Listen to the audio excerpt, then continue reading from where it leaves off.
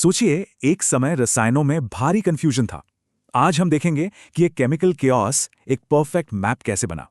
शुरुआती वैज्ञानिकों के लिए एलिमेंट्स को अरेंज करना एक बड़ी पहेली जैसा था, जिसके कई टुकड़े गायब थे।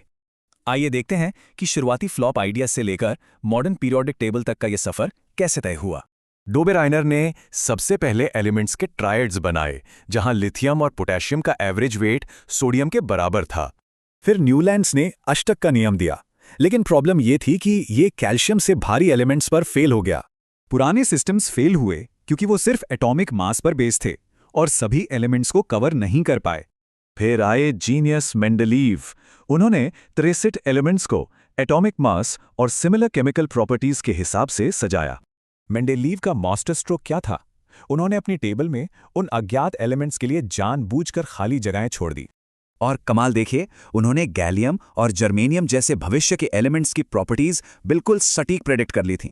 लेकिन सिर्फ एटॉमिक मास पर डिपेंड रहने से भारी कोबाल्ट को हल्के निकल से पहले रखना पड़ गया। इस फ्लॉ को हेनरी मोसले ने सुधारा।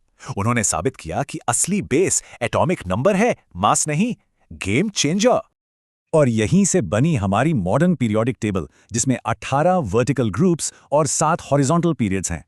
अब बात करते हैं पैटर्न्स की। सबसे पहले एटॉमिक रेडियस, यानी एटम के सेंटर से आउटर शेल तक की दूरी। ग्रुप में नीचे जाने पर रेडियस बढ़ती है, लेकिन पीरियड में दाएं जाने पर न्यूक्लियर खिंचाव इसे सिकोड़ देता है। ये सीधा इलेक्ट्रोनेगेटिविटी से जुड़ा है। पीरियड में जैसे जैसे साइज सिकुड़ता है, इलेक्ट्रॉन खींचने की ताकत यानी इलेक्ट्रोनेगेटिविटी बढ़ती है।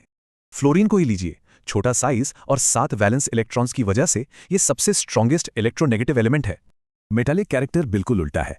ये ग्रुप में नीचे जाने पर बढ़ता है और पीरियड में आगे बढ़ने पर घटता है।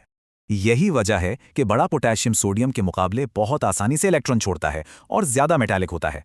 ग्रुप 18 के एलिमेंट्स के आउटर शेल में पूरे 8 वैलेंस इलेक्ट्रॉन्स होते हैं, मतलब एकदम परफेक्ट केमिकल स्टेबिलिटी।